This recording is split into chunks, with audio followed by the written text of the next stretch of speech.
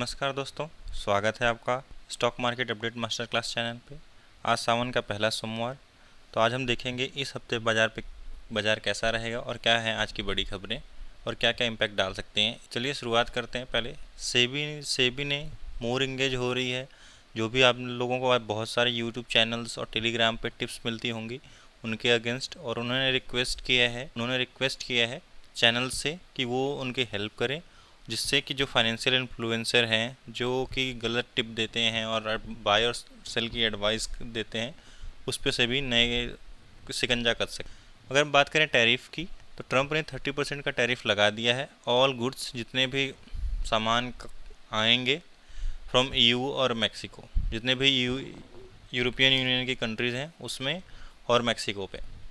वहीं अगर हम बात करें तो ये सुनने में आया है कि इंडिया और यूएस ट्रेड डील हो सकती है, जिसमें इंडिया को एक सॉफ्टर पोजीशन पे रखा गया है, फेवरेबल पोजीशन पे रखा गया है, और उनका टैरिफ 20% से कम तक का लगाया जा सकता। मतलब जो अभी टैरिफ 26% का इम्पोज किया था यूएस ने, अब वो 20% से भी कम का कर सकते हैं।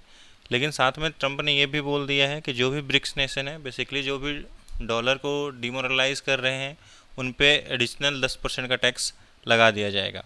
तो ये कहीं से अभी कंफर्म खबर नहीं है, बस ये रिपोर्ट्स के ज़रिए आ रही है। देन अगर हम बात करें, उनके एक सेनेटर ने ये बयान दिया है कि बोन क्रशिंग टैरिफ लगा दिया जाएगा जो जितने भी कंट्रीज़ ऑयल परचेज़ करती हैं रसिया से। जैसे कि जो उसमें मेजर कंट्रीज़ हैं उसमें इंडिया, चाइना और ब्राज़ील हैं। कितने परसेंट तक का टैरिफ लगेगा? उसमें 500% तक का टैरिफ लग सकता है जितने भी कंट्रीज़ ऑयल और गैस परचेज़ करती हैं रशिया से। इसमें इनको यूरोपियन यूनियन का भी साथ देखने को मिलता है।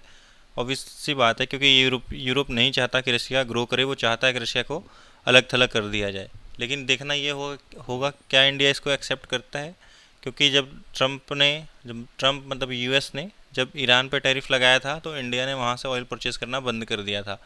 तो क्या अब इंडिया ये भी मान सकती है या ये बोल के मना कर देगी कि हमारे यहाँ पर इन्फ्लेशन का खतरा बढ़ जाएगा अगर हम रशिया से ऑयल नहीं खरीदेंगे तो।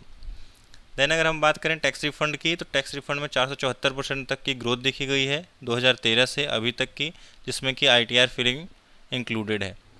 वहीं वीआईपी इंडस्ट्रीज़ के प्रमोटर्स ने 32% स्टेक तक का सेल बेचने का ऑफर किया है। बायर्स एडिशनल लॉन्च मिल सकता है। अगर हम शेयर होल्डिंग पैटर्न की बात करें तो वीआईपी इंडस्ट्रीज में प्रमोटर की होल्डिंग 51% है। अगर ये 26% सेल कर देते हैं तो इनका कंट्रोल यहाँ से ख़त्म हो जाएगा। जो भी नया परचेज़र होगा, अभी इन्होंने नाम रिवील नहीं किया है, जो भी नया परचेज़र होगा वो कंपनी का बोर्ड ऑफ डायरेक्टर और कंपनी के डिसीजन मेकिंग में शामिल हो सकता है। वो कंपनी का नेम भी बदल सकता है। देन अगर हम बात करें इरेडा की, तो इरेडा में 6% तक की गिरावट देखी गई थी, क्योंकि इनके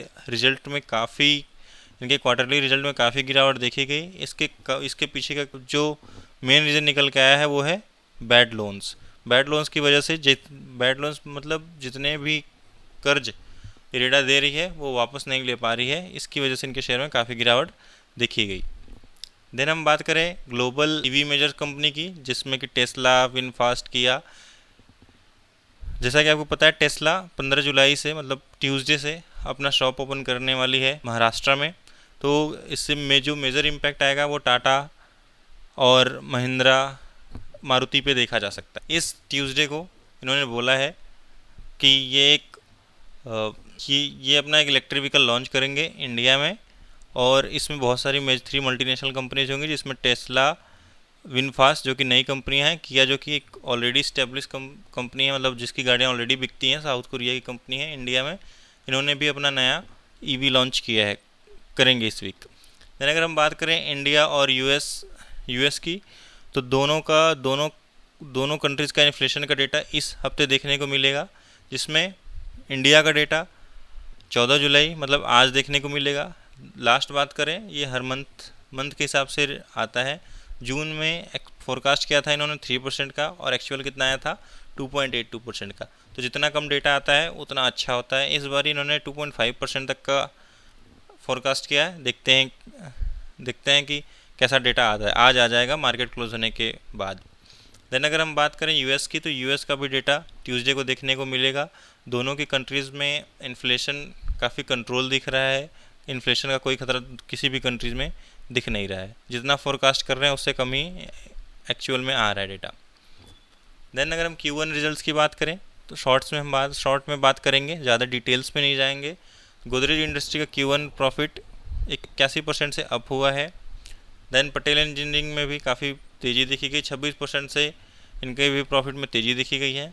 और नायका के भी प्रॉफिट में 14 करोड़ और रिवेन्यू में करीबन 23% तक की तेज़ी देखी जा सकती है। तो अगर आपको ये वीडियो पसंद आया है तो प्लीज़ इसको लाइक, सब्सक्राइब और शेयर करना ना भूलें।